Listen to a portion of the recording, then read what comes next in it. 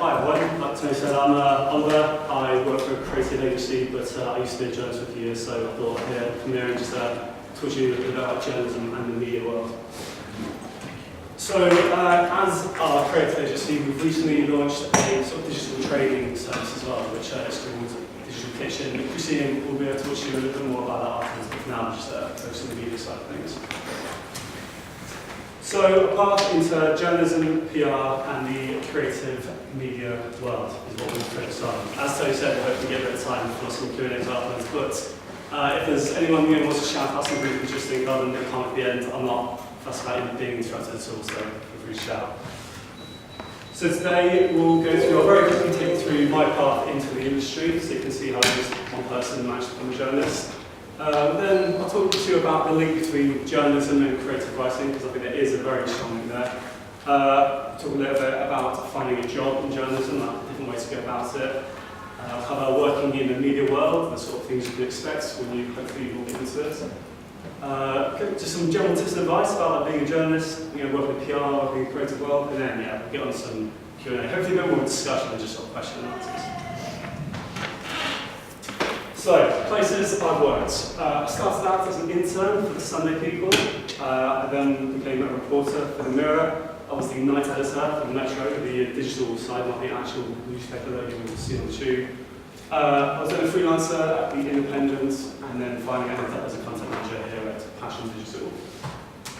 This is me on a night shift, as you can see, reading 50 Shades of Grey. This is what happens when you're at 3 in the morning waiting for the news to come in. You might notice all the disgusting plates next to me. Again, work on a night, you get hungry, you get bored. That's the thing that happens. So, how are journalism and creative writing linked? As I said, I think people sometimes think of these like being quite separate, but in my mind they're always, if not the same, they're very closely linked, right next to each other. The reason for that is I think you can't be successful at one without having a sense of the other. Something I get asked a lot is, does the rise in sort of video and social media mean that prose is the downfall? When you're on Facebook these days, it's not. You're just watching videos, social media is on the rise. I've often been told that the written format, the physical newspaper is dying out. So that, I often just, my response to that is the quote, a picture says 1,000 words, but try saying that with a picture. When any of you start hopefully as a journalist or in a sort of creative job, the first thing any editor or manager is going to ask you is show me that you can write. It's going to be anything. They'll say that, Rich, give me a sentence in this, write the story up. If you go in and say, journalism, writing is a dead form, I just did videos, even if you do want to be a video editor or something, you will need to know how to write. So I would also say, the opposite is true as well. If you purely want to be a creative writer, maybe you have no interest in PR or like journalism, you just want to maybe be a novelist, that's fine, but for that I would say, go and Google your favourite writers and look at Wikipedia articles. I can guarantee you that maybe about 50% of them will have some background in journalism or PR or something in the media world. I always think about George Orwell and his sort of like tips for writing. He was, you all know who George Orwell is, probably one of the most famous novelists. But he often thought he entirely thought of himself as a journalist. And all of these sort of tips for writing that he gives, like you've all heard them, cut out a word if it can be cut out, the short word is always best, don't use any words that end with ly. These are all obviously words that work great if you're trying to bang out a good novel, but if you're trying to be a good journalist, it's the exact same as apply. So the two are infinitely linked. I also like to think that studying journalism, it teaches you to sort of look at the world in a different way. One of my favourite writers is a guy called Jon Krakauer. Does anyone know or read any of his books or anything? He is a famous writer. He wrote Into the Wild, he got turned into film. But he's a novelist, but he would consider himself a journalist first. And his idea about it is that becoming a journalist, like studying journalism, like PR and the media world, it teaches you how to look at the world in a very sort of adaptive way. Pick out the interesting story. So if you do want to get into creative writing, it's still a good skill to have. So, getting a job in journalism. First thing I have to tell you about this, it is hard. It's a small industry, there are tons of people wanting to get the job, so it is a tough ride, but it's entirely possible. So as I said, there are hundreds of people trying to take every job in journalism. So this means that firstly it's hard to get a job, and that secondly, if you get there and you're not really pulling your weight, the editor always knows. There are 100 other graduates out there waiting to get your job. Next year, you guys are on the third year, right? So next year when you graduate, you're going to be like the enemy of the journalists, you're going to be the people there waiting to get a job. All the existing journalists will know that, if they're not up to scratch, you guys should really come in and take their jobs like that. So it is hard to get into, but editors know how to spot good talent, how to keep it. And this isn't just in journalism, this is just in the entire media world. If you come in, you prove yourself, like even as an intern, that you're a good writer, you know how to fit the brief, then they'll know that you are worth keeping. So it's easy to progress and it's easy to start holding to a job if you put the effort in. So my first tips would be to basically just make friends everywhere you go. The best resource you have is in this room right now. Let's say one of you luck out, you ace the interview next year and you get a job. The next time your editor is looking for the new reporter, they'll probably ask you're quite new to the industry, who do you know? And then obviously you can be friends here and sort of say, I know a ton of good writers, a ton of good reporters who can come in and help us out. I would also say follow all the editors on Twitter, not just the editors, but it's like anyone who you think is in charge of a job that you might want, follow them. Tweet at them, don't get in their face all the time, but make sure you're aware of what's going on. Because as soon as they're looking for something, they'll be putting out there on their social media. You can be the first one to respond like, oh yeah, I can actually cover that story for you, and then you're in. And then, speaking of that, not getting too much in the face, but do email the people that you find interesting and the people that you think you want to contribute to. Editors journalists, especially editors, get hundreds of emails every day. You just have to keep trying. Keep emailing the same people. They're either going to hate you and get annoyed by you, or they're going to see your name, remember it, and be like, right, yeah, I have a story for you, or I have an internship for you, or I have a place for you to come and work. And yeah, just as I said, there are a lot of emails around. When I left the Metro, who was a night editor, I think I had 30,000 unread emails in my inbox when I left. Because you get hundreds every day, so be persistent. Keep emailing. If they don't answer your first email again. Tweet them, ask them if you can message them. Just make sure make yourself known to them.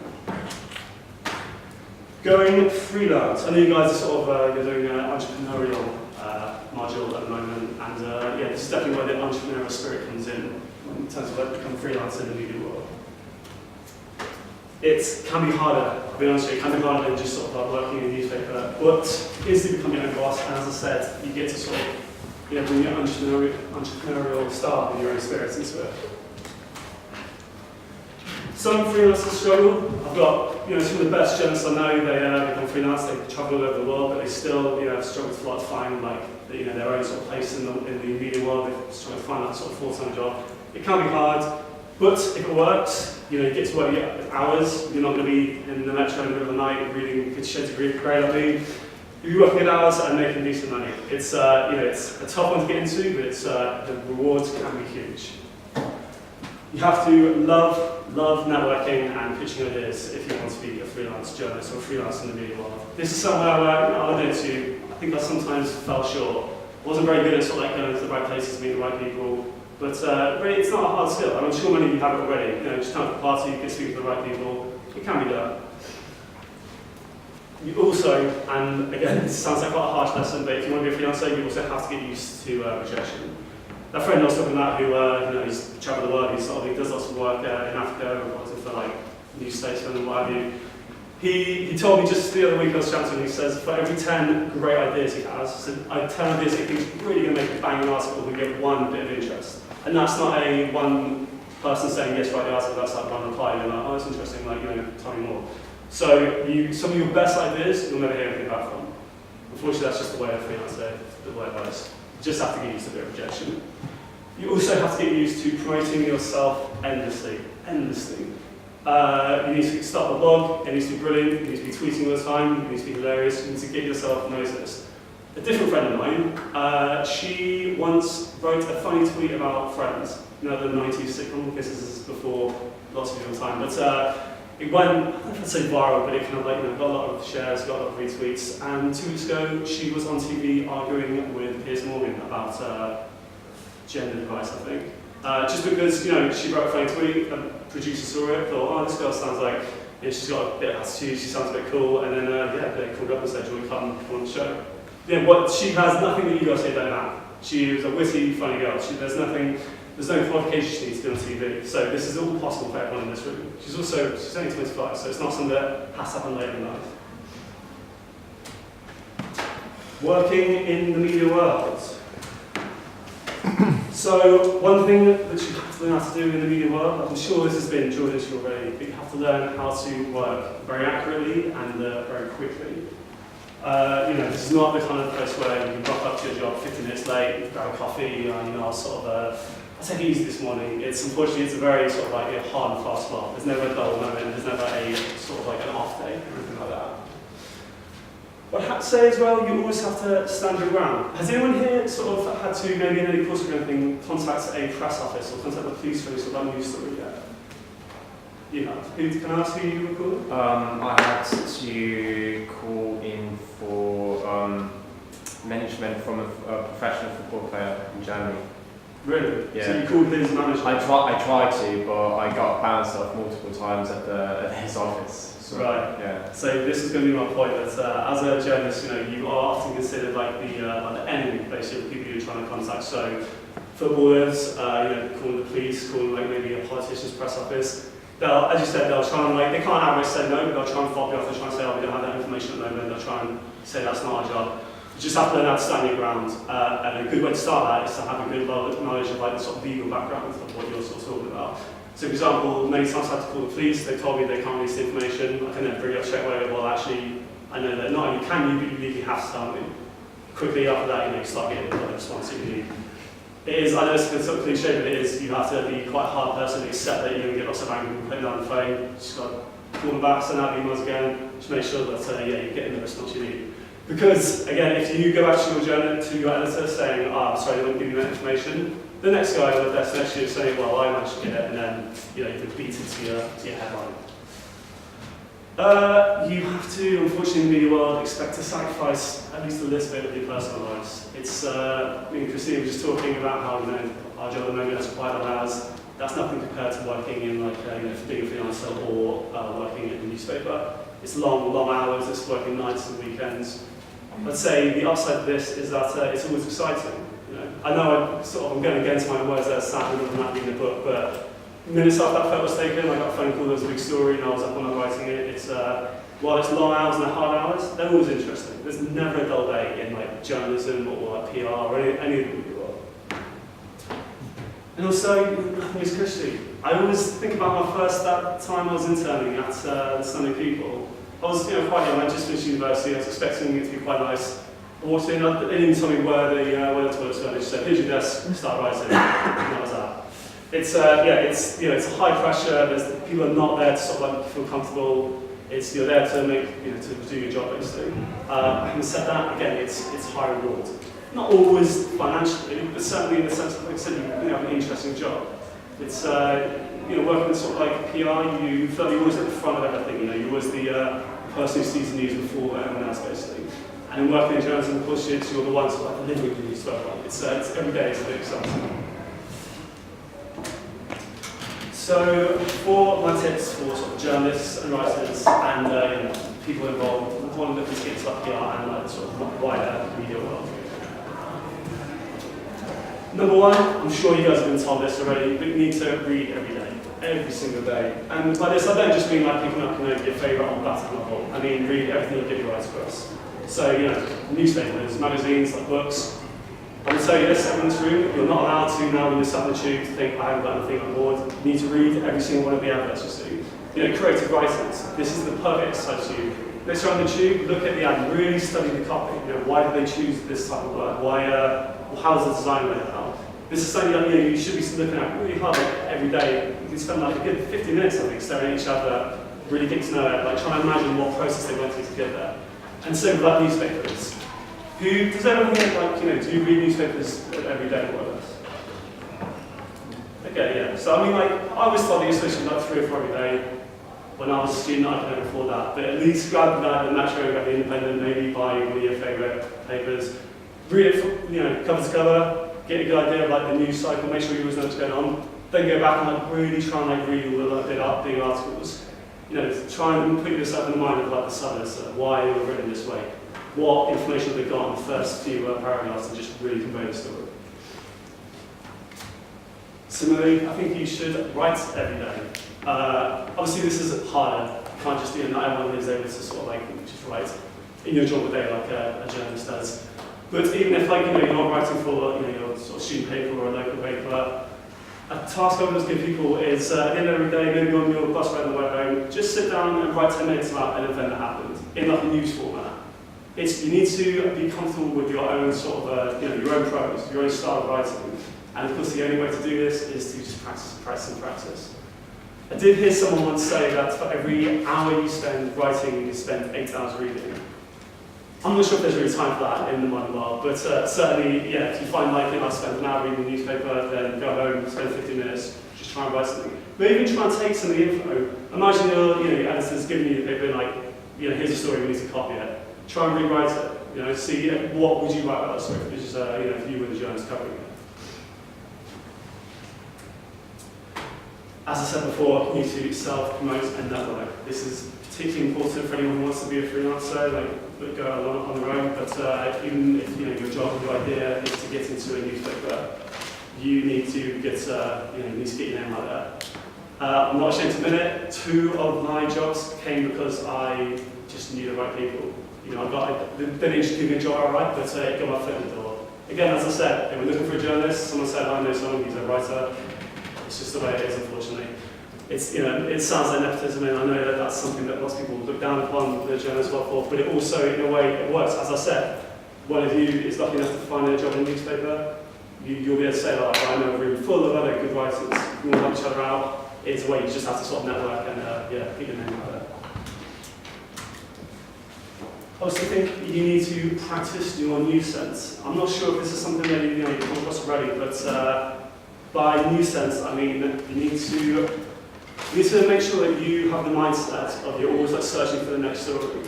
So a friend of mine is a very established journalist, and he is a nightmare to go to the public because we'll be chatting and someone will say, so the other day we were with him and someone said that they saw Meghan Markle walking on the other day.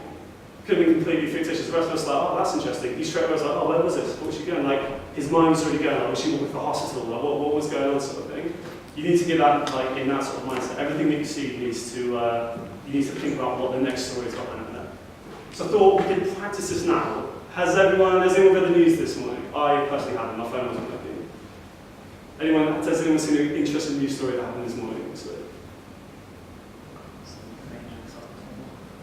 What's that? I was on the page, I can't read it, I didn't know. Okay. Well, no, alright, so let's take a big news story of the week or last week. Older Prince Philip crashing his car. So that is a huge story. We've seen it covered, in my opinion, too much. I don't know what's the story, there's no one crashing his car. Let's think about what the next sort of level for that story could be. Imagine that you're a features writer for the BBC. You have to set right, I want a column, there's an interest in this, people are searching for this, what can we write about it? Has anyone got an idea about what they think? What about how old someone is, basically some people shouldn't be allowed to drive anymore. Yeah, exactly what mine was. What, maybe there's he heads up Age UK or something. What are your thoughts about the sort of suggestions that older people shouldn't learn to drive? Maybe obviously you guys want to be in the new world, you're going to know a lot of people. You could look at somebody who, it's a bit of a macabre looking at, but somebody whose a family member was killed by an old driver. Interview them to see what their thoughts are. So you see that, every story, it seems like, they've written in a way that there's a beginning and the end, but it's never, the end is never really there. You've got to think about what are we going to be asking about. So I can imagine actually perfectly, reading the story on the BBC and then in the features related stories column, when should driving license be taken off elderly people, something like that. So there you go. I would say, next time you sort of read the newspaper, really have to think about a good way of looking at it is once you read the story, think what information do I want that wasn't answered in this story, and take it from there. Do a little bit of digging. So again, this is imagine if it might have already been done now, but imagine straight away after this article, after the news story of the guy who crashed his car, we went to the BBC and said, how about spoken to some people? We've got a story in the go about the discussion around older people having their licenses removed. I think there's a good chance that the editor will be okay, what's up? Give me 1,000 words by tomorrow and you'll have your pipeline. And that's it, you're in. He knows you, or she knows you, and you've got your first big pipeline. I've got to say, it's not for everyone. Some people might even come to this conclusion by the end of this year. Maybe there's a lot of great stuff to learn, but maybe you don't want to sort of get straight into the media world. That's absolutely fine. Like I said, you'll learn how to write, you'll learn how to sort of like pitch your ideas out there, not necessarily a story, but just sort of like selling yourself. It's skills that can be used forever. I myself am no longer a journalist. I didn't like working weekends anymore.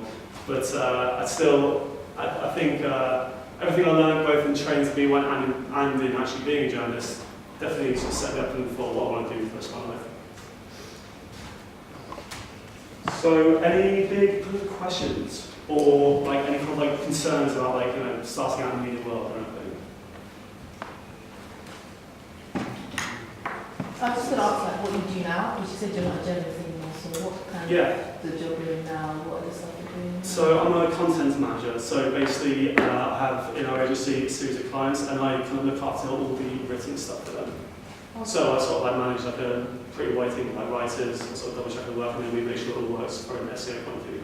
But again, the reason I was able to move into that, I don't know anything about SEO, apart from obviously the time-based working online, was that I was convinced them that I'm a good writer and a good editor, things like that, and being a journalist. And that's what I'm doing.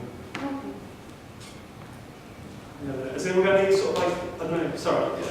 In order to get into the industry, what is more important for you, like a master's degree or like 2 extra years of experience? I think the good thing about master's degrees is that you will be being taught, as you are now, by very experienced people, like not only experienced in the industry, but they'll be very connected as well.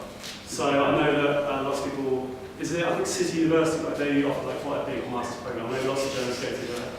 Is that profile or something? Or? No, he told me about it, so about City University. Yeah. So I wasn't there, so I can't comment. But I know that lots of journalists that came through there who said that. They don't find you a job, but they certainly set you up so that you will know the right way to get a job. I do think as well, though, if you, as we were talking about just now, if you experience is a key thing, and if you can show someone, here's my byline, here's a few things I've written, I think that's what really people are going to look for. Yeah. Education is great, but if they can see, right, you know how to chase a story, you know how to write it up, then that will stick. Lots of journalists that I've met with, I think go to university at all.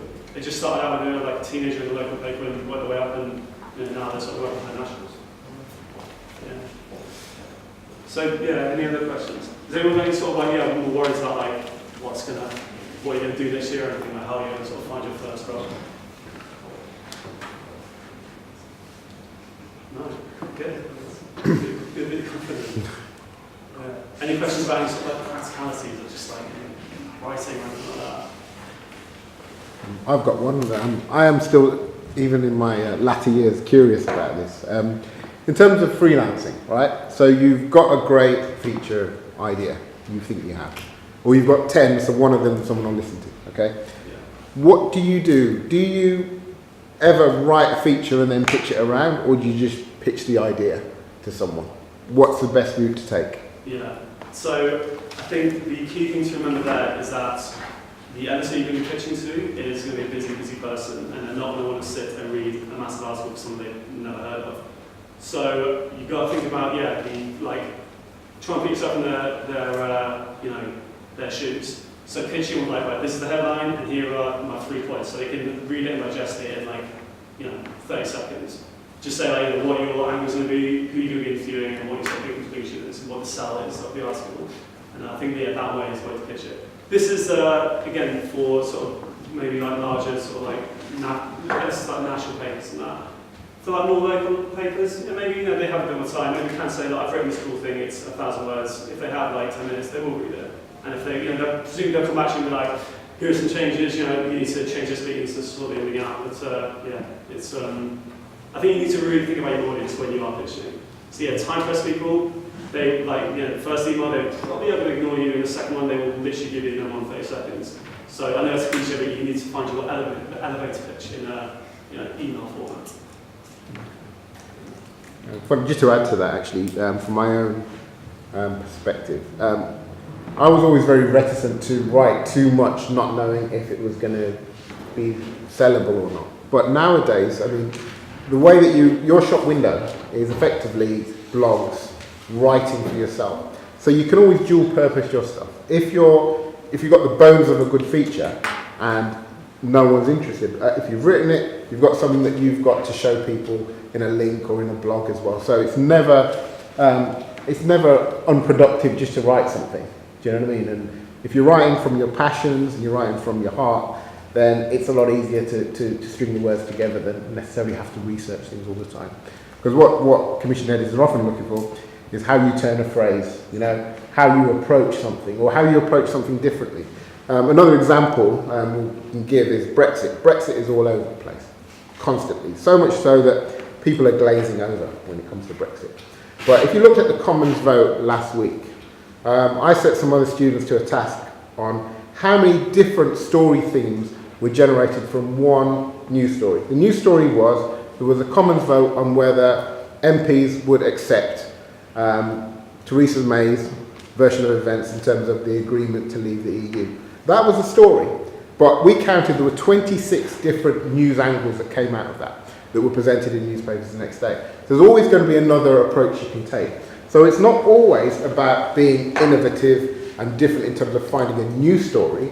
You know, we all want the exclusive, but it's within those stories that are already out there, finding the new strand or the new angle or the new approach to it. And you're all individuals, you've all got your own kind of mindsets, different cultural backgrounds. So there will be something that's triggered in you that might be different to someone else. So use that individuality and those differences to your advantage where you can. I'd like to know. Yeah, definitely. I think I can actually imagine headlines around that now, that how Brexit is going to affect blank, you know, what you're like Muslims, like LGBT community, like there's always you got to think about like if there's any kind of like uniqueness in your own personality you can bring to an article, then yeah, it's always a winner. How well are you still connected to the outlets where you were working for? Sorry. Sorry. How well are you still connected to the outlets you were working for in the past? To the old newspapers? Yeah. In terms of sort of personally, you know, some of my best friends are in newspapers. It's journalism, you quickly make pretty good friends when you work just because you are under so much pressure. It's very much like little team, us against them sort of thing. Yeah, I'd say, you know, when I first left, like any paper I worked for, I've often gone back and like freelance on like